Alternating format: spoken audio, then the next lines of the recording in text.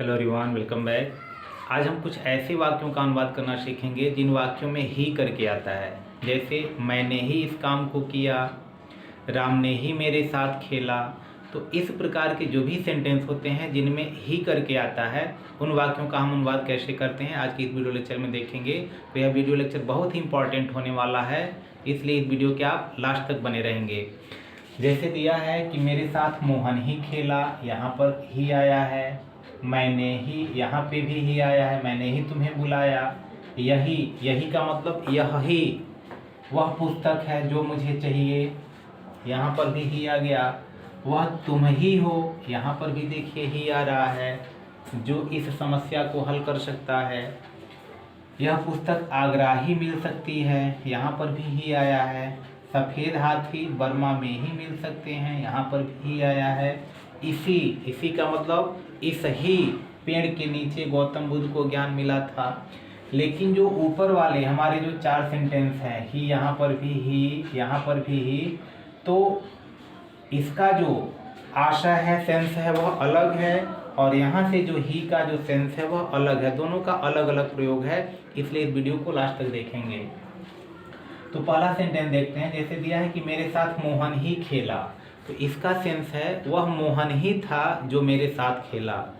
तो वह मोहन ही था, तो यहाँ लिखेंगे इट वाज मोहन।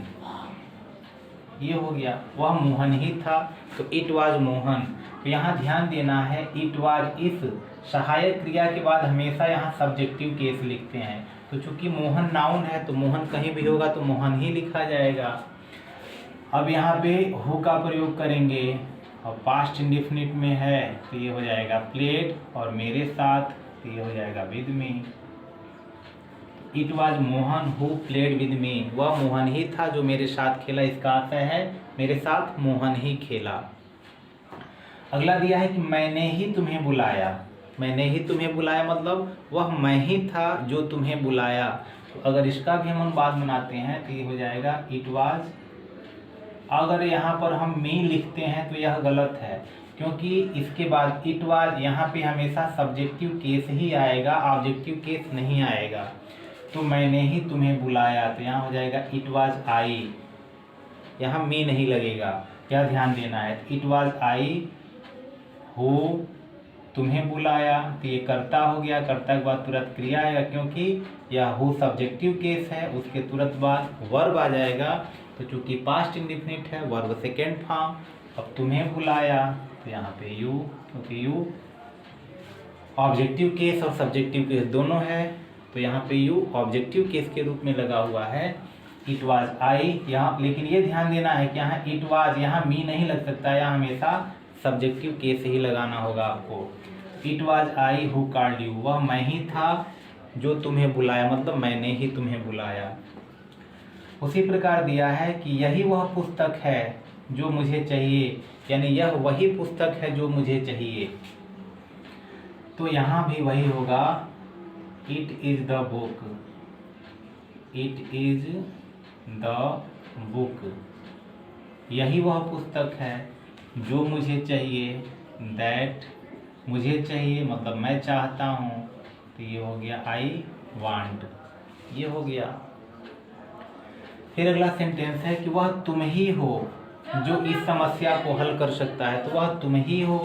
इसी तरह यह भी बना देंगे, तो इट इज, अब यहाँ यू, इट इज यू, वह तुम ही हो। अब ये कहेंगे यू के अनुसार यहाँ आर होना चाहिए, तो यहाँ जो इज लगा है यू के अनुसार न लग करके यहाँ इट के अनुसार लगा है, इसलिए यहाँ कंफ्यूजन नहीं होना है। इट इज यू, वह तुम ही हो जो इस समस्या को हल कर सकता है। तो हु कैन, यहाँ हो जाएगा सॉल्व दिस। अब यहाँ हल कर सकता है, अब किसको, तो समस्या को, तो यहाँ हो जाएगा प्रॉब्लम, ये हो गया who can solve this problem. अब यहाँ देखना है कि यह पुस्तक आगरा ही मिल सकता है, यहाँ पर भी ही आया है, लेकिन इसका सेंस बिल्कुल अलग है। इसका सेंस यह है कि यह पुस्तक केवल आगरा ही मिल सकता है, तो केवल के सेंस में यहाँ पर आया है तो अगर इसका हम अनुवाद बनाते हैं उसी प्रकार है कि सफ़ेद हाथी बर्मा में ही मिल सकता है, मतलब केवल बर्मा में ही मिल सकता है। तो यह पुस्तक आगरा ही मिल सकता है। तो यहाँ हो जाएगा कि दिस बुक, अब चूंकि सत्ता शक्ति के अर्थ में है तो पैसिव वॉइस के रूप से बनेगा कि कैन बी, अब यहाँ हो जाएगा फाउंड ओनली इन आगरा, ये हो जाएगा। दिस पुस्तक this book can be found only in Agra, यह पुस्तक केवल आगरा में ही मिल सकती है। उसी प्रकार है सफ़ेद हाथी बर्मा में ही मिल सकते हैं, मतलब सफ़ेद हाथी केवल बर्मा में ही मिल सकते हैं। तो यहाँ हो जाएगा वाइट एलिफेंट्स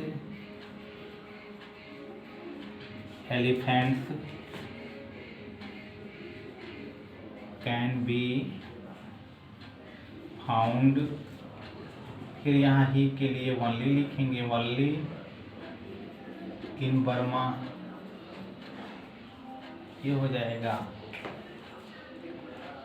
उसी तरह दिया है कि इसी पेड़ के नीचे, यानी इस ही पेड़ के नीचे गौतम बुद्ध को ज्ञान मिला था। तो इसका भी अगर सेंटेंस बनाते हैं तो वहीं से शुरू करेंगे, यानी इट वाज अंडर द, ये हो गया ट्री, अब यहाँ हो जाएगा गौतम